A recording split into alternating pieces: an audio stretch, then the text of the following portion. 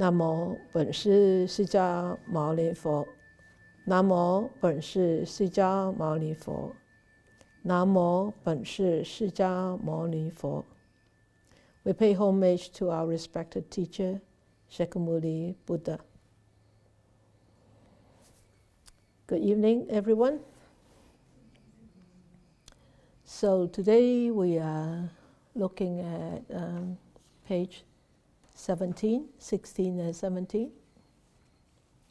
So this is the picture. Beautiful tree. Who knows the name of this tree? Where is this tree?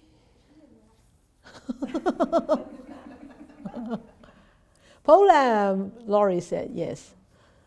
Who knows the name of this tree?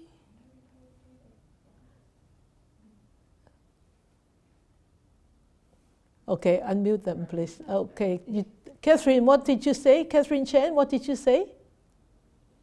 Catherine Chen from San Francisco. Golden tree? Golden tree? Bodhi tree. No, Bodhi tree doesn't grow in. Bodhi tree doesn't grow in China. It can't survive. Laurie. Maple tree. Wrong. Boom. Wrong. Oak tree. Boom. Wrong. No oak tree? No. No. Where is this tree? Oh, Where is this tree? In the yard, right? So what's the name of this tree? Not Bodhi, not oak, not maple. Pretty tree. Pretty tree? Oh, yeah, very pretty tree. That's a new name to that tree. Okay, come on. A chestnut. A what? A jasmine tree? Chestnut tree? Chestnut. No, chestnut tree doesn't grow. Well, it grows that big, but it takes, 200 years for a chestnut tree to be that big. No. Boom. Walnut tree. Walnut. Walnut tree. Boom. Wrong. What did somebody say something? Huh? Yeah, Paul? Tulip tree? Tulip tree. Yeah! It is. Oh, why are you so shocking? It's not a tulip flower, but it's a tulip tree. Oh, isn't it nice? You learn a new thing a day.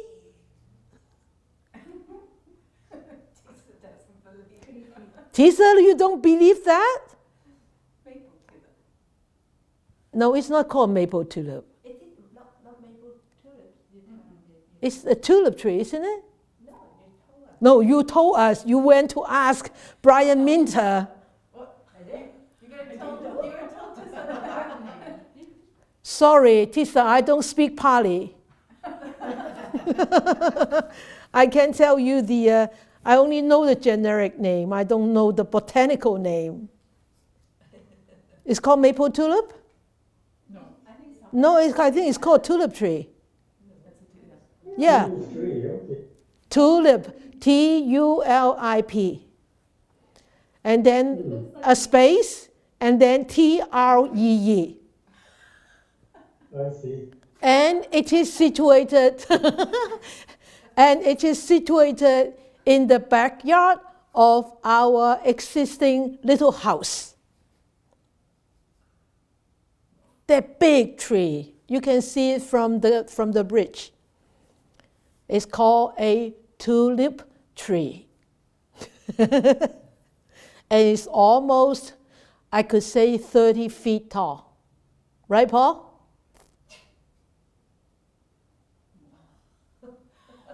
Probably 60 feet tall. 60 feet? Oh, wow. 60 feet tall. And now it's got a baby. 2 babies on the left-hand side of it. Yeah, it's 2 baby trees, 2 years old. It started last year, and this year is really tall now. It's called tulip tree. And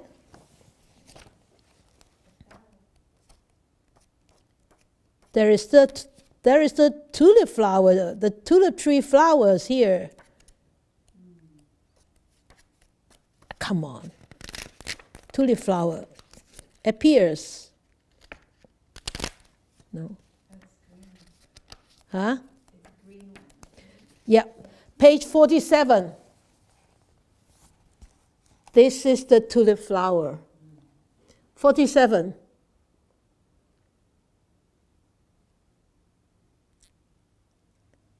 Did you see it? That is the flower of this tree. Isn't it pretty? 47. Yes, 47. So, look. It's so pretty. It looks like a lotus. And in the center there is a pot, but on the petals it's got yellow, green, light green, orange. Oh, so pretty, this flower. That's called a tulip flower on the tree. Okay? Mali, you want to say something? So we were looking at the phone and it says it's called the American tulip tree. This is a Canadian tulip tree, not American. Canadian, definitely Canadian. North American, let's say North American. North America, yeah, it's in Chilliwack, Polam. You know, actually, there are quite a few of these trees in Vancouver. After I found out the name of this tree, and when I went to Vancouver, actually I saw quite a few, but I have never seen that tree, any of those Vancouver trees with blooms, with flowers. Actually, I took this big picture many years ago. And then one day I walk around, I saw how come there are so many like pots on the ground, and I just looked up. Wow, the whole tree was filled with all these beautiful flowers. So I grabbed my camera out and took this beautiful picture on page 47. Go. Okay, we go back to this wonderful North American tulip tree. Which situated in Chilliwack, Polam. And it's called Polam Chilliwack Tulip Tree. Or Chilliwack Polam Tulip Tree. Okay, what do you see from this? What do you see in this picture? How do you feel about this tree? Yeah, Titania.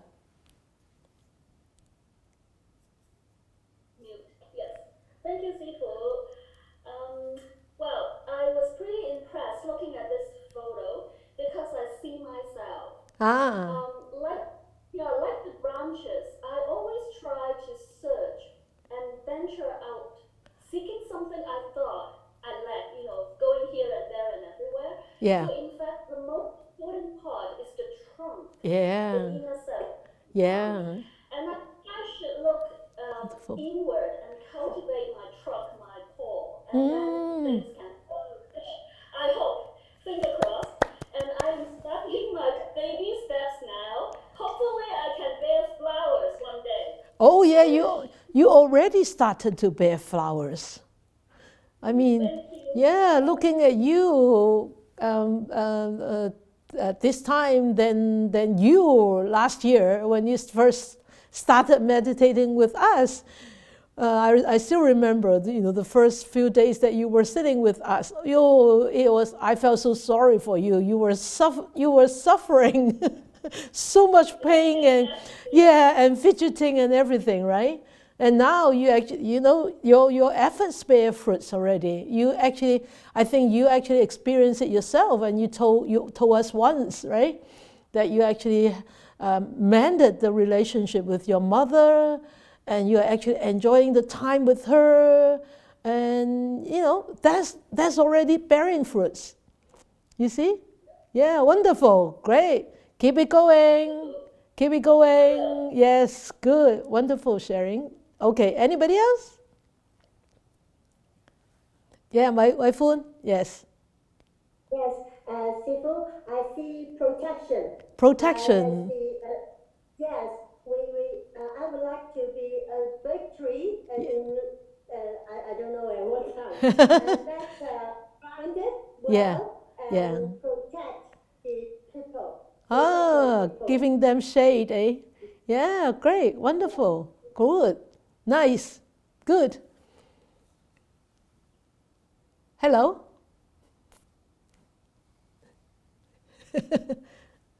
Hello? Anybody else? Hello? Jeremy. Oh, Jeremy. Yeah. Okay, and then Marla. Okay. Yeah, Jeremy. So I see the strong trunk and so deep roots, and because it's strong, all the branches coming off of it, and searching out for more light yet still. Because it's got that strong base to start from. Yeah. Right? It's been built strong, so it can reach out and grow. Yeah, propel itself, right? To propagate more. Yeah, great, wonderful. Marla. Yes, this tree reminds me of beautiful Palam. Thank you. You said that it is in Palam, and I miss it there. It's so special there. So yeah, You when come. I look at the book, Yeah. I love to look at the book because it just makes my heart very happy. Good. Aren't you coming to Chuluak soon? No, I cannot. My husband says no because of COVID. of the Okay. But soon. Soon. I have great faith. Yep. Soon. Okay. Anybody else? What did you see from this tree? Anybody from here? Catherine Chen from San Francisco. Yes. Good evening. Good evening. Actually, I want to be a tree. You see, with a tree, even with a little, like the morning dew, Yeah. then it can grow. It can grow. With all this, just like the cemented road. Yeah. And if there's a crack, right? You think that the ground is cemented and nothing will grow from it. Oh, a tree. Yeah. Only there's a crack, and I took I don't know if you can see. Oh, maybe not. I can. Yeah, from the picture, the wild weed or Yeah. the flower, there's a flower growing from it. So that means even though to attaining Buddhahood or the path, it's not easy. But if there's a way, just like the crack in the cemented ground, then it will grow, and we still have hope. Yes. And that also triggered me a saying today when I heard, the Hong Kong, the former chief executive, Donald Trump. Yeah. He was in prison. Uh-huh. And then somebody interviewed him about his life in prison. Uh-huh. And he said, "My cup overflowed." Meaning during the 8 years in prison, he was so contented.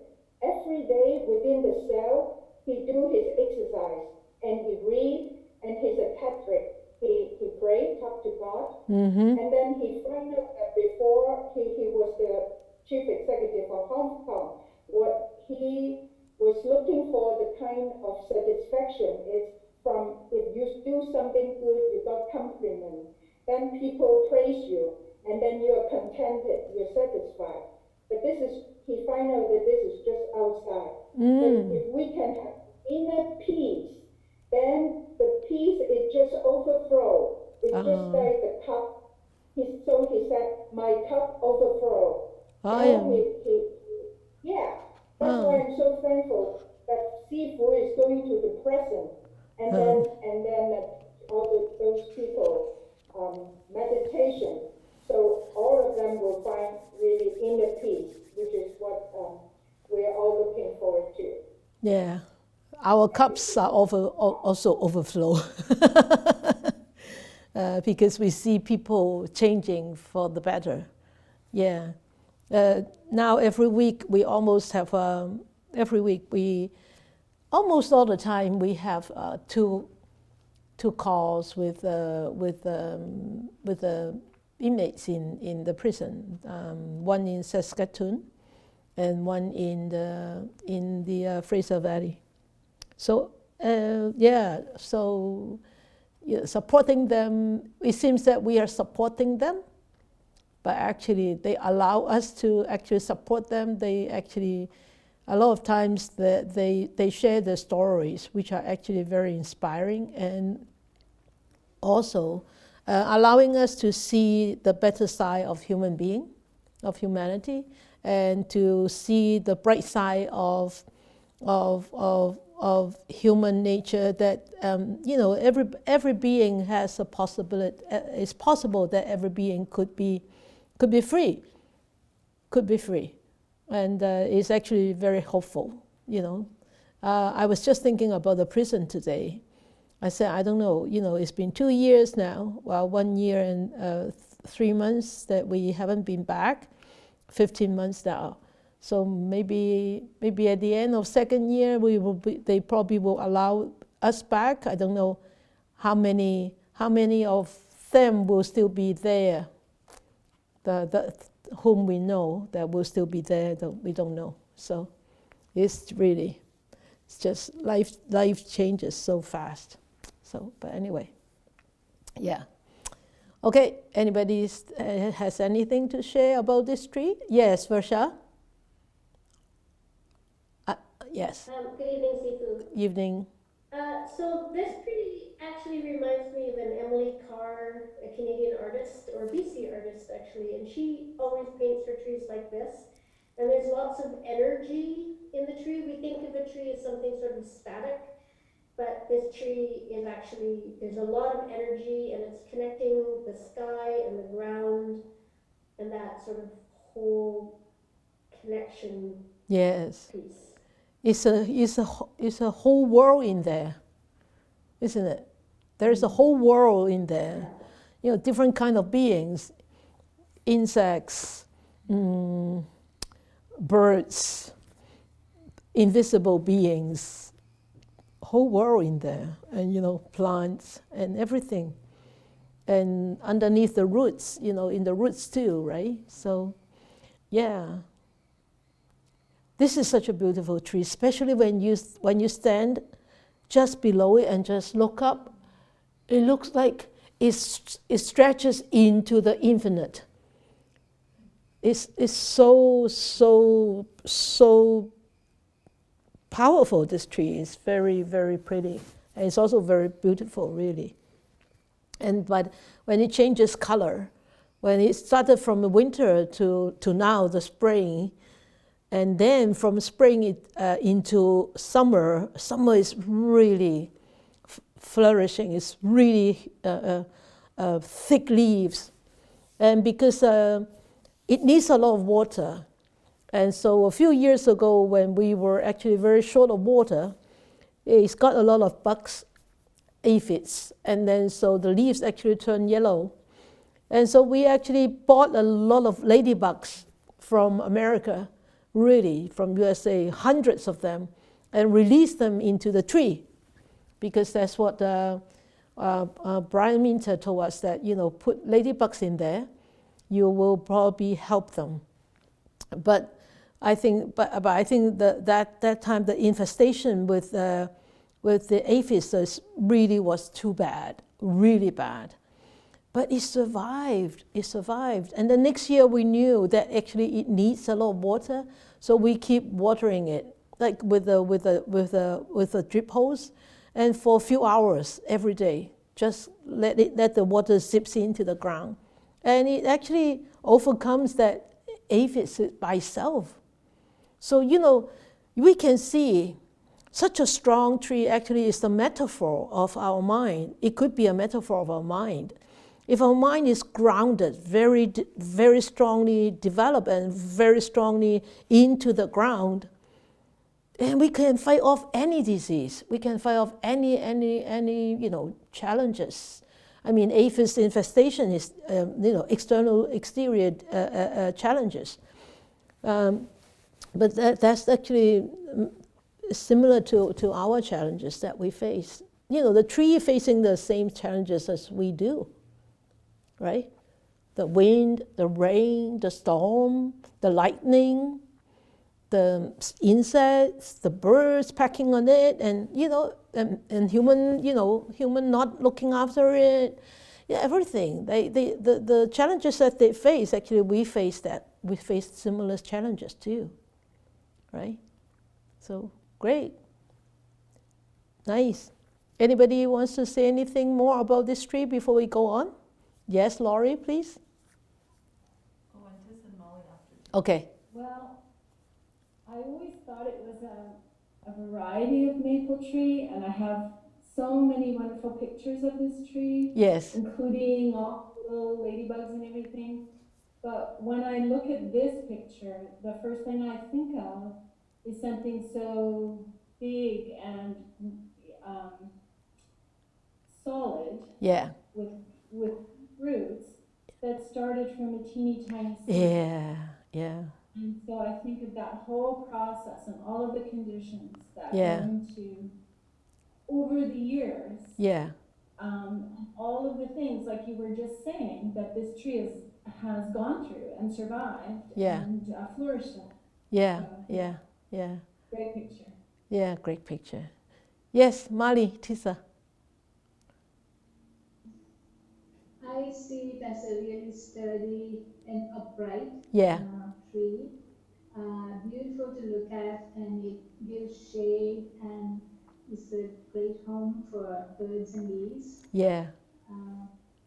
So yeah, it's a beautiful tree which we Yeah. didn't know the Yeah. name of. Yeah. Yeah. This is really one of my favorite pictures. When I look at this picture, I see the power of life in there. The power of life, when we are able to breathe, when we are able to actually have a sound mind. I mean, not necessarily just a sound mind. It's a mind that allows us to utilize, if we could utilize it properly, and in a very sensible way. It's just like this tree, supporting all those branches and all those leaves to propagate itself selflessly. Selflessly. Yeah, not selflessly, selflessly. So, this tree is really selfless to support all these branches, all these leaves, and all other beings which all what will land on it. It's just this tree is just amazing. Come and look at it when the pandemic is over, all right? And say hi to it, and tell it that we have studied you before. We have looked at you in very detail. Okay, great. Anybody else before we go on? Okay, then let us go on. So the passage that comes with this is, most of you have the book. It says, love yourself, bring yourself home, stop wandering. Stop wandering in these cycles of miseries. Come home. Get yourself grounded. Do not drown yourself in those endless cycles of samsara. I think it's just the right passage to go with this picture. Yeah, it's just we made a great choice to pick this passage to go with this photo. Okay. Love yourself, bring yourself home, and stop wandering in these cycles of miseries. Come home. We actually, when we look at this book in the beginning, it's called the Way to Home book. And we all know that home doesn't mean a physical home. It doesn't mean just a physical home. And it means a home of wisdom and compassion. And a home of really liberation, free of all sufferings. And of course, it is really not a home like this. That home doesn't have any boundary. That home is in the universe.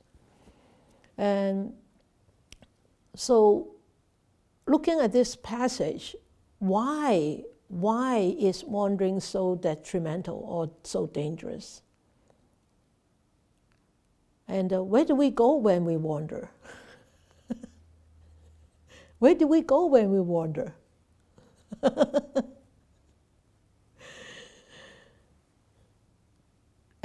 Where do we go when you wander? Do you wander?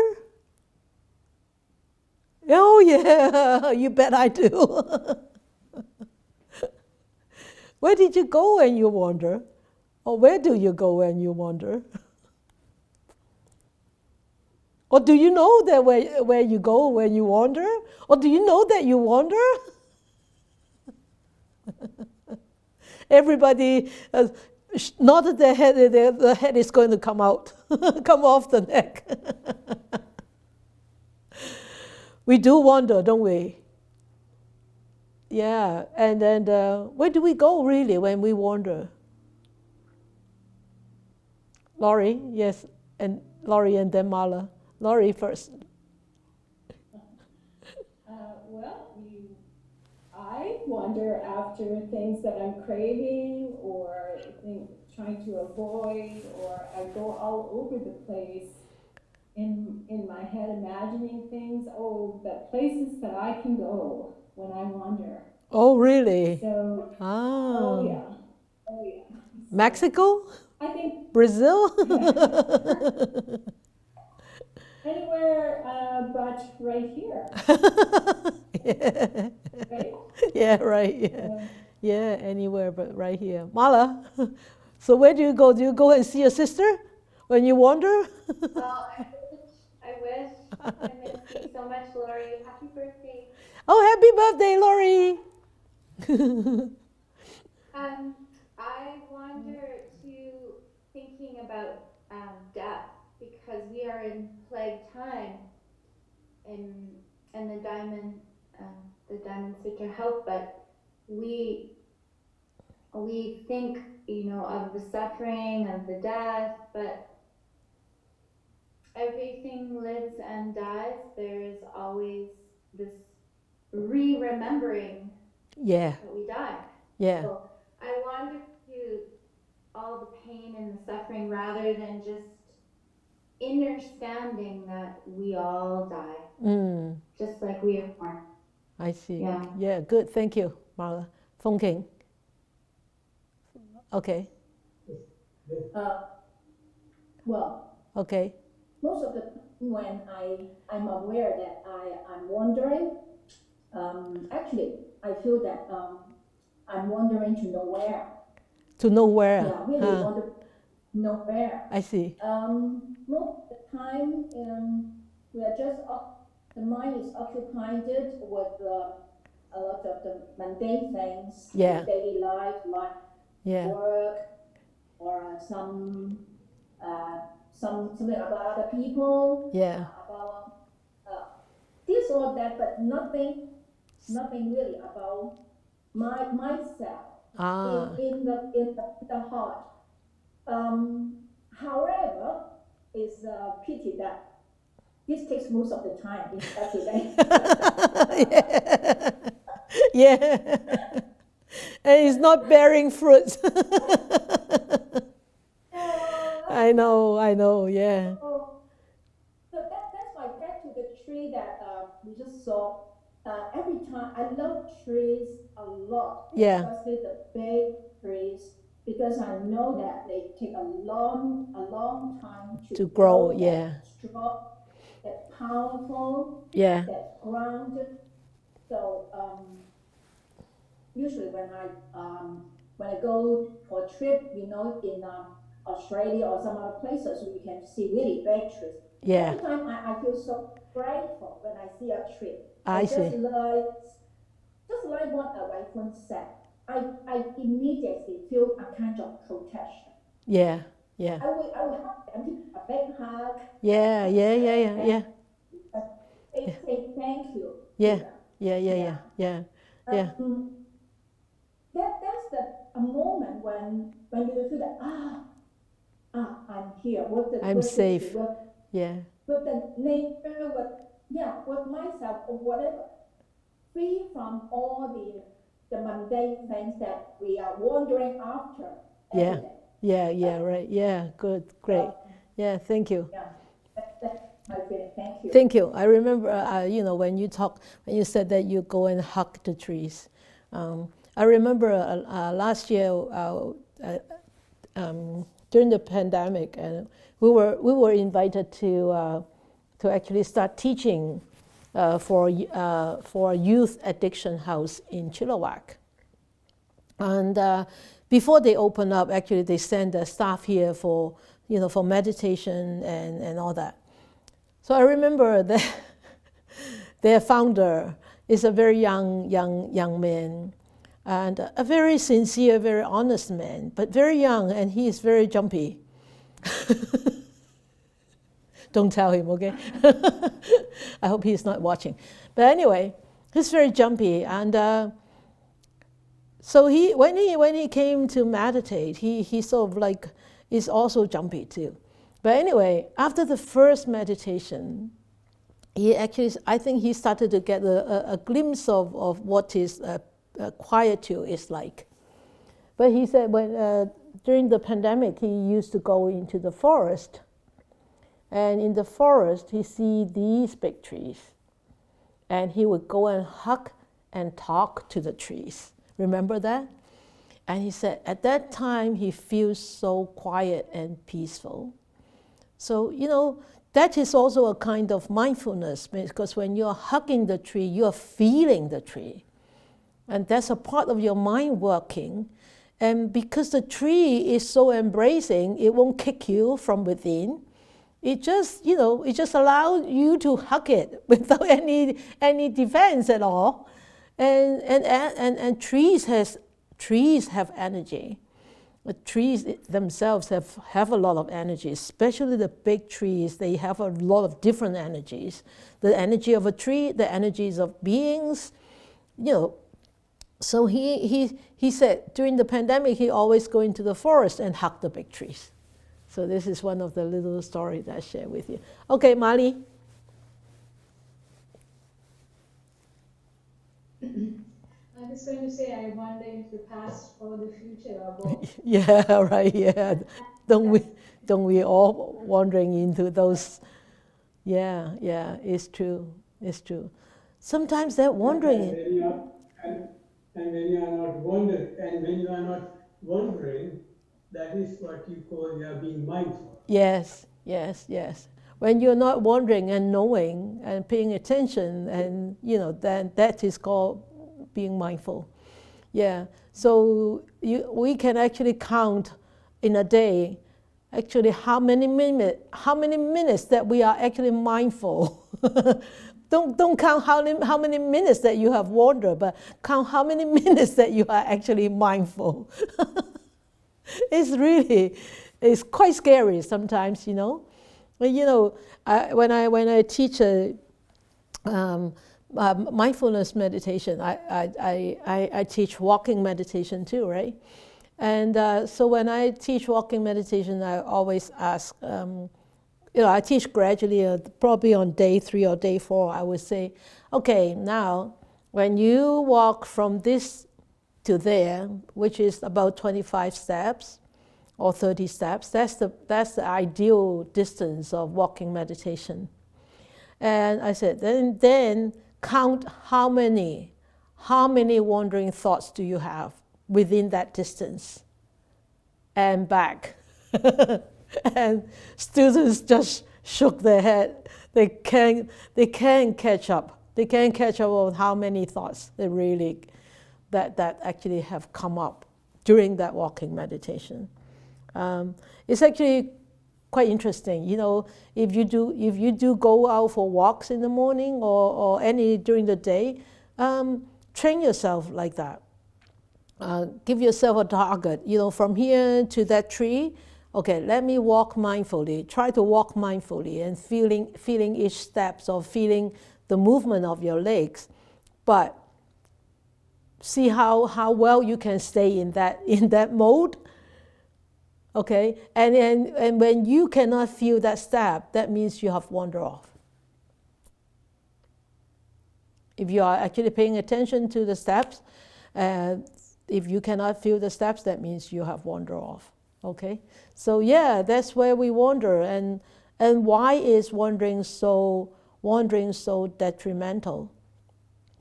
So that is the scientific part of mind wandering, which actually give us the evidence of the detrimental effect of mind wandering, right? When we wander too much, our longevity will be decreased. Why? Because the telomerase is tremendously decreased. And this is actually this is actually very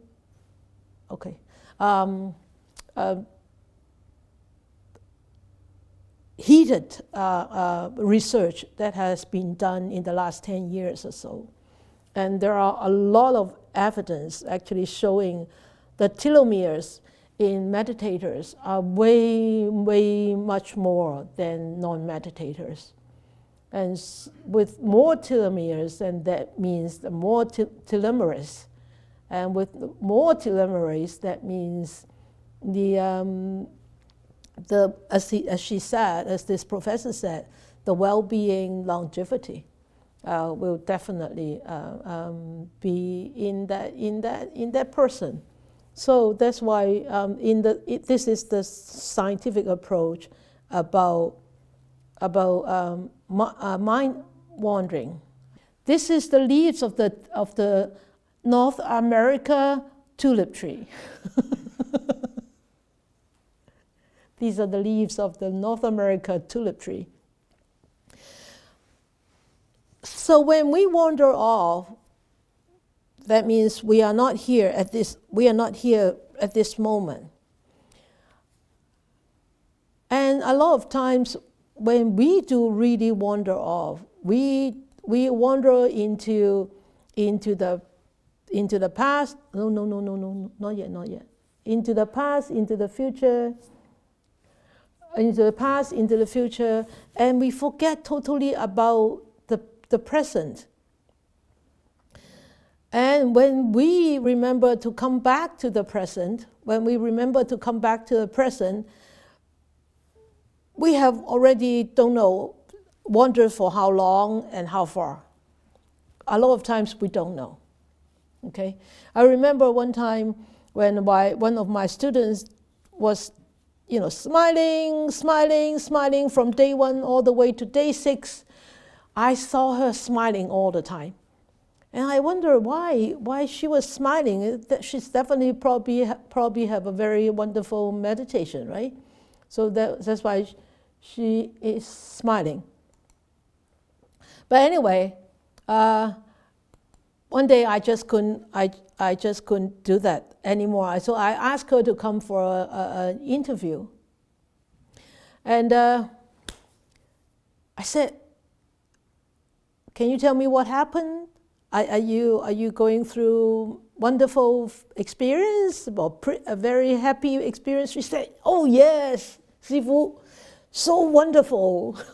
I said, "Yeah, what happened?" because she's one of my good friends and happened to be my student too, right? And then she said, you know, I said, where did you go? She said, I went into the kitchen. I said, how long were you there?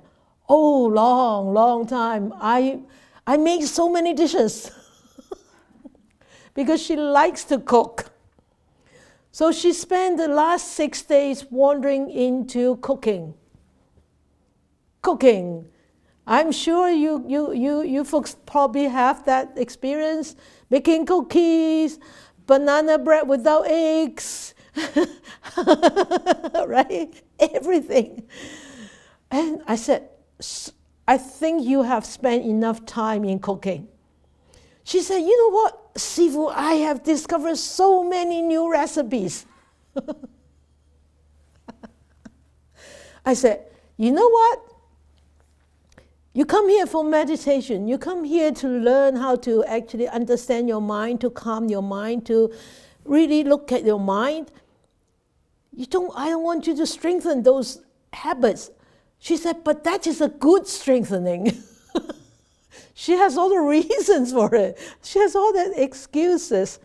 But I said, you know, she said, can I have some paper and pen so that I can scribble down all those recipes? I said, no. I said, no, starting from now on, you will have to stop wandering into the kitchen, all right? She said, okay. So for 4 days, she worked hard. But I have had so many students, you know, some are artists and some are musicians. They said, oh, darn, I wish I had my paper and I had my pen. I can write down the song and the lyrics and the rhythm and everything. And it seems that when you wander, well, of course, sometimes those are really wandering, but sometimes when they don't wander, when they really don't wander, when they start to really calm down, those things will also naturally come. But one thing is, when those things naturally come, it's actually a good thing. Those could be a good songs, could be a good recipe, but at that time, the purpose of meditation has to come back. You have to be mindful. You have to recall. You have to remember why you are here. You're here not to create music. You're here not to create a new recipe. You're here to learn about yourself. You're here to learn about this mind. That is the right mindfulness. If you remember that, and then smilingly you bring yourself back. Otherwise, people will then what? Will churn into that wave. Will go into that wave and churn in, you know, keep staying in there, churning up the whole kitchen or the piano or the saxophone, whatever. So that is then, at that time, that is not a mindfulness practice. It's gone from there. Okay? So it's actually very important to be at the present, okay? So I want to share with you one wonderful teaching by a renowned master, Master Mazu, okay? Mazu actually was a very renowned monk in the old days, in the 6th century. Okay, 6th century or 8th century? 709 is 6th century, right? 8th century, okay, 8th century, and he was the 5th patriarch of the lineage in the Chan tradition. And one day his students came and asked him, Master, how should we practice? How should we practice? In what way should we practice? You know how Mazu replied to them? It's actually it's so inspiring. Next 2 lines, please. Eat when hungry, sleep when tired. So he said, sleep when hungry, eat when tired. 屙時食飯，困時眠. So he said, wow, then you would think, I do that all the time. But how come I'm not a Chan master? How come I'm still a wandering mind? Why? Can you tell me some reasons why? When we are not enlightened, we are not liberated yet? We eat when we crave and we sleep when we're snoozy and lazy. I like that. You know what Eva said? We eat when we crave. We eat when we crave. We sleep when we feel lazy. Right? Yeah. So also, when we eat when we crave, and we eat and we crave. Right? So it's 2 different things, right? We eat when we crave, but we eat and we crave. So, and we eat, we are actually not eating. A lot of times, we are not eating. We are thinking about this, we're thinking about that, and we are talking about these, when we're talking about that. And especially nowadays, when you go out to eat a dinner with friends or to eat a lunch with friends, okay, what do you want and what do you want? We all ordered, and then we get our phone out, and then we start texting. Right?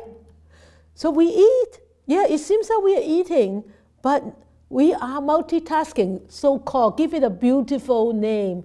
We call itself multitasking. It is not multitasking. It is wandering. It is wandering. So when you eat and you talk, you are not eating. And you are neither talking. Right? So he said, eat when hungry, sleep when tired. It's actually very, very difficult to be total-heartedly eat when hungry, and total-heartedly sleep. When we sleep, we wandered. That's why we dreamed. When we eat, we wander. That's why sometimes you feel, hey, how many bowls of rice I have eaten? Or, oh, I'm full, but I still want more. Or, we are really not eating because we don't feel the food in our mouth. We don't feel when we chew.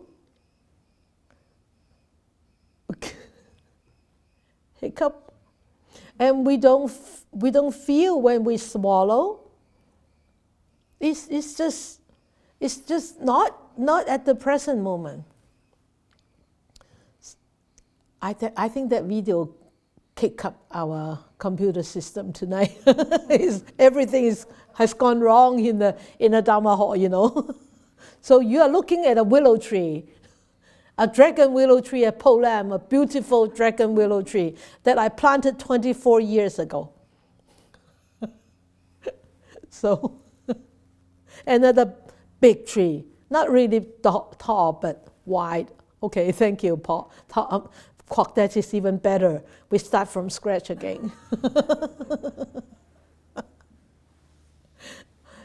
Anyway, okay, so Master Maju said, eat when hungry, sleep when tired. That means you need to what? You really need to have this continuity of mindfulness. When you eat is really eating.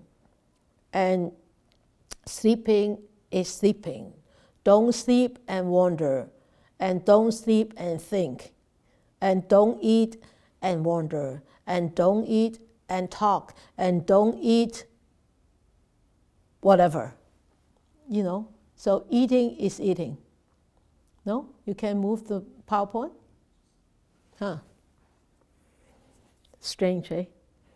Okay, so if we could actually start doing that, really be at the present moment and be continuous mindful at this present moment, then when we are being able to be, oh, that's nice, that's another angle of this North America tulip tree. That's another angle. It is actually I think that was taken in spring. You can see the leaves are actually very, very tiny, very small, and very fresh, light green color. So when we are actually very mindful at this present moment, how can we could actually reach a state, a mental state? We could be really at peace. At peace. So when we are at peace, how can we actually arrive to that state of at peace? How can we arrive to that state of at peace? And you have actually heard that from before. There are 6 A's. 6 A's. The first A is, anybody? It's okay. That it's okay. First A is, you've heard about the 6 A's, right? Aware. Aware, that is, I think, the second one. Anchor. Oh, very good. You probably have written it down. Yeah, I know that aware is not the anchor, and then aware. Yeah, and then the third one is anchor what? Anchor your mind. Anchor your mind in the present. In whatever that you do, not necessarily in your meditation tool, only when you are sitting meditation, then in your meditation tool. But when you are in doing chores, anchor in doing chores. For example, if you are washing the vegetable, you anchor yourself total-heartedly in washing vegetables.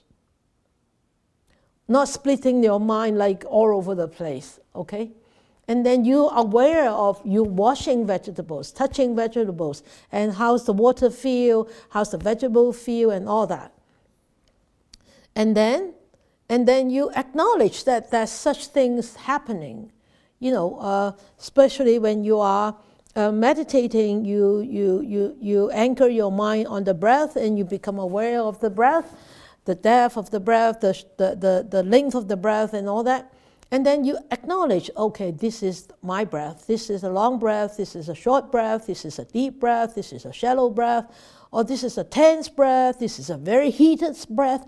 You acknowledge that is there. With acknowledgement, that is actually there is in acknowledgement that actually there is some analysis there. You start to actually understand that mind. That object there, analyzing. Next one. Okay, so, no?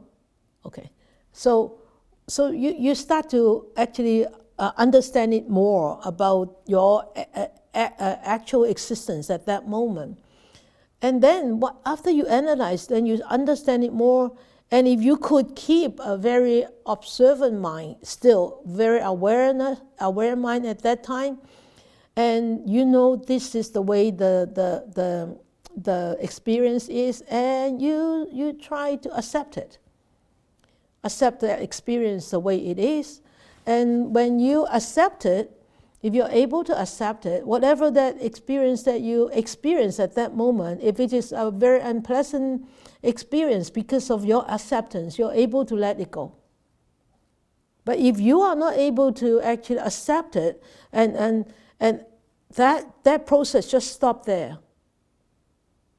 If you don't accept it, that process stops there, then that whatever that has arisen, let us say, for example, like anger, if it has arisen and you cannot accept that you have anger, or you have guilt, or you have shame, if you cannot accept that, that process of purification or the process of sedimentation stops there. When that stops there, what happens to that emotion?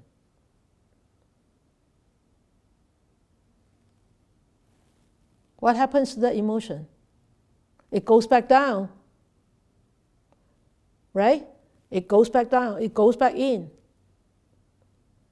So that's why with people going through anxiety, depression, all those, because they can, with these few stages, I don't know how far they can go.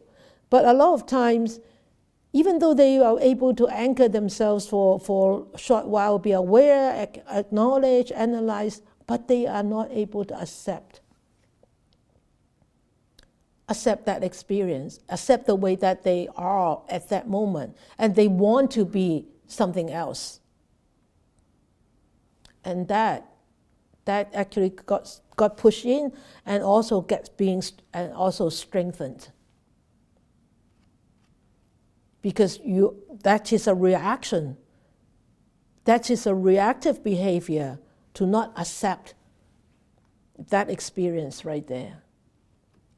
So I have seen the people like that with very strong habitual reaction is, they don't like such thing, they don't like such emotion, then when it arises, it's out you go. Oh yes, out you go, yes, it goes back right in, and because you say out you go, you give it more power, you give it more strength, you strengthen it. So that's why the Buddhist is so wise to actually teach us all this. These are the aids that I actually made it up myself. I think this is the process of really purification. And only if we are able to let go, then we are able to actually lessen our burden. Otherwise, it's impossible to lessen the burden. Okay, so I want to also. You have anything on this? Anything? Anybody want to say anything about this before I go on to the next? Yes. Can we learn to abandon if we know that if whatever emotion is coming up is hurting us? Can we learn to abandon that more quickly so that we're spending less time in analysis or learning by what do you mean by learning? Without just rejecting it. Like, is it possible to understand? Of course. There's this anger, and I need to abandon it without rejecting it. Just understanding that this is not healthy. It's not what the Buddha said is a helpful state of mind. Of course, it can be. What Eva was asking, can we learn to abandon? Can we learn to abandon? Can we learn to give up these emotions or whatever that has arisen? Of course, it is possible. You are learning by your everyday experience, right? But at that moment, it's not about learning. It's about acting. Whether you are acting or responding in a very mindful way, or you are responding in a very unmindful way, right? So that is the trick. You of course you can learn. Sitting down to meditate is learning. Listening to Dhamma talk is learning, and seeing people doing it is learning. Yes, it can be learned. But so many people have learned so many things. But why is the world still so crazy? Why? You can see so many people, like talking about riots, talking about protests, talking about a political war. Those are all very elite people. Or you can call them, some of them are affluent, in the affluent society, in the affluent class, right? You know, some of them are professors, some of them are doctors, right? They learn a lot. They are they have very high standing in society. But when it comes to some value system, why are they also all crooked, all lopsided? Why?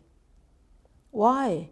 Because what they learned, they actually is just the knowledge, but really it's not a mental work, right? This is how I see it.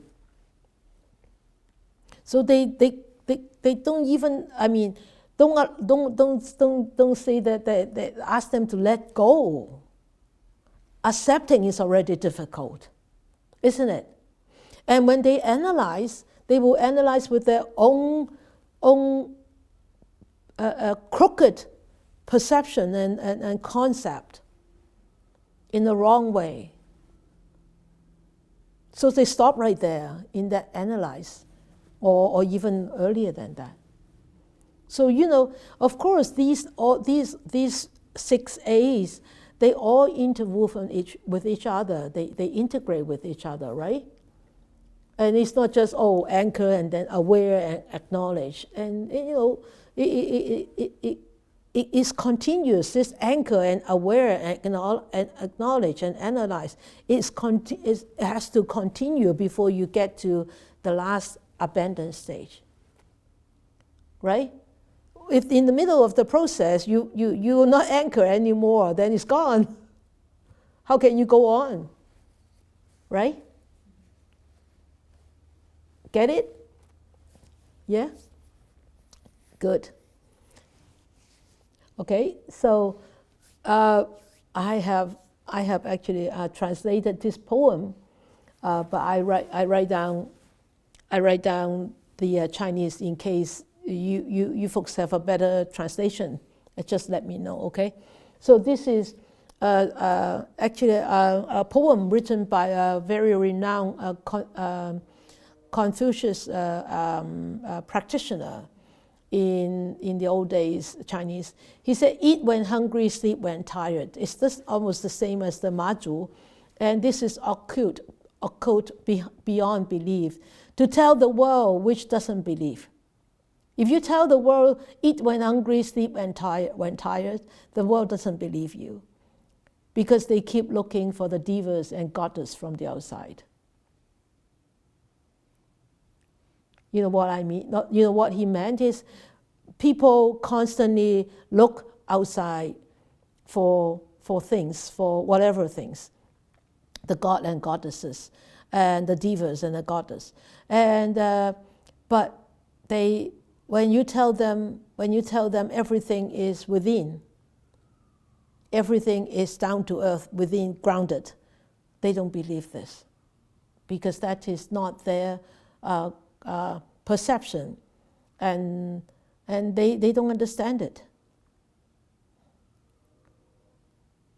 So I translated it, but may not be the best translation. Maybe I can use Google Translate next time, eh? See what Google Translate give me. Yeah, I never thought about using Google Translate to translate all these poems.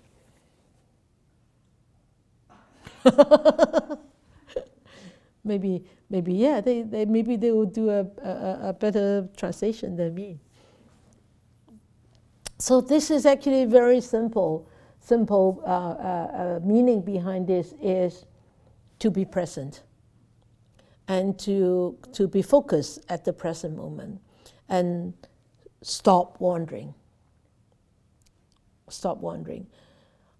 Because when you are at the present moment, you actually would not pay or do not pay so much attention to the past, and you can easily let go of the past, and you won't calculate too much about the past, and you will not spend too much time in thinking or dreaming or daydreaming or fantasizing or all those about the future. You are here.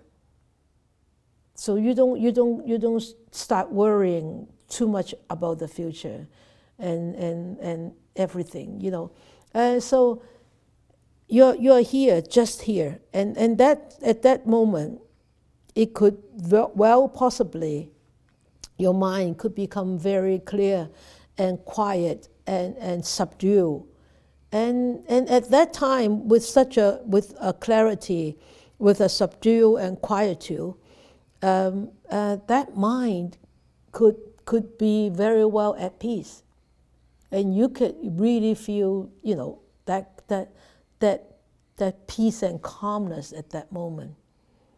And we know that nowadays with all this scientific research, we know that with the mind and the body being connected, united in this present moment, and be very mindful. They said, as the scientists just said, it brings longevity and well-being and happiness. So then, when we are happy, when we are happy, then we don't go into all these negativities, and we don't we stop at that moment to actually commit any new unwholesome actions, whether it's verbal, whether it's physical, or whether it's mental. And the less we commit, the less we make of those unwholesome deeds, the less seeds that we planted in those unwholesome seeds we planted, the higher the possibility that after this lifetime we wander less. Or at least the rest of this lifetime we would wander less. Okay? This is actually a very rich passage. There's so much to talk about. And I think I have just talked about like the first couple of sentences. I haven't talked about wandering in the cycles of samsara. Right? Those endless cycles of samsara. Do not drown yourself in those endless cycles of samsara. So it's such a rich passage. So, Okay, all right. Reflections. Did you have any wandering experience? How did you feel when you noticed that the mind has wandered away? You feel angry, you feel happy, you feel elated, you feel depressed? Ask yourself. And how would you want your mind to be like? How would you want your mind to be like? You want your mind to be like a wandering mind? Or you want your mind to be like a focused mind? Or you want your mind to be really a focused mind? Ask yourself. Or if you think of many more questions, put it in. And look at it,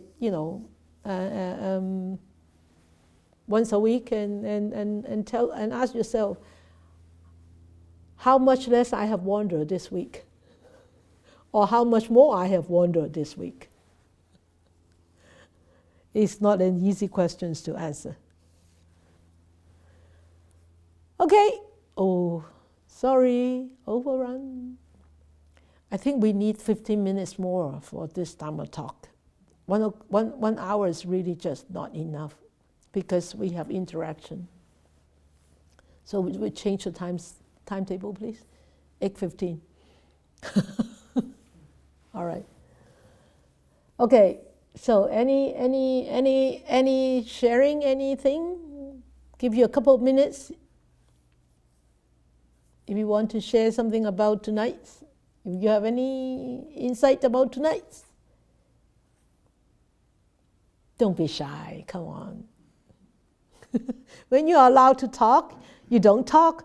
When you're not allowed to talk, you want to talk. Yes. I really like the poem that you put up. Because it's The last poem? Yeah. Ah. Because if you can't convince yourself that you don't know if you're hungry or sleepy, then you can't convince yourself that you have the brilliance or the quietude in any of the heavenly realms. Ah, okay. Eva said, I don't know whether I can actually repeat what she meant, what she said. She said she really likes the poem. She said, if you really do not know, if you can't convince yourself, if you cannot convince yourself that you don't know, or that you don't know that you are actually tired or hungry, then you can't convince yourself. Then you cannot convince yourself that there is this innate ability of quietude and calmness and brilliance. Yeah. Devas and goddess, right? Yeah. Yeah. That's why I love these poems. I like these poems. I always, when I teach in Cantonese, I use a lot of these poems. But you see, it's very difficult. I need to translate them, and sometimes I'm not up to par to translate those wonderful teachers' poems. They're enlightened, and I'm still like a mundane, crazy person. So it's really very difficult to translate some of the poems. Yes. Okay. Thank you, Eva. No? No questions? Okay, Ivy? Yes. You want to share? I just want to thank Sifu because last time we meet you this way to home in Chinese in Mandarin, yeah. Yeah, you have different things to share. So every time you have so many one teaching that I can learn from there. So I'm so happy. Thank you.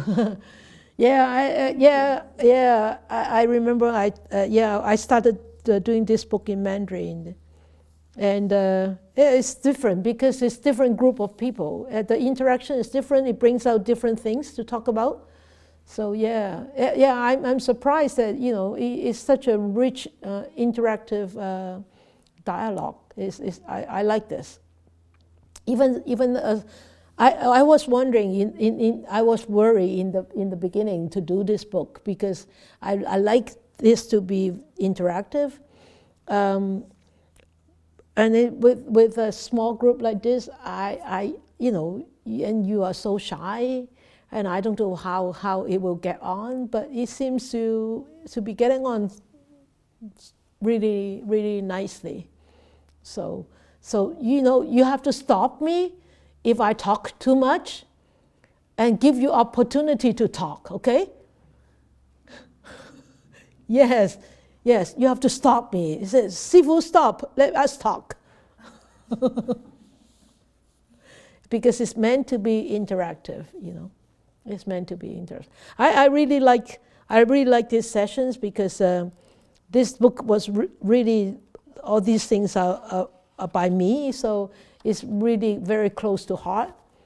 And I really did not need to prepare too much. I just need to look at the passage and look at the pictures and, just put something in and then just on the go. On the go.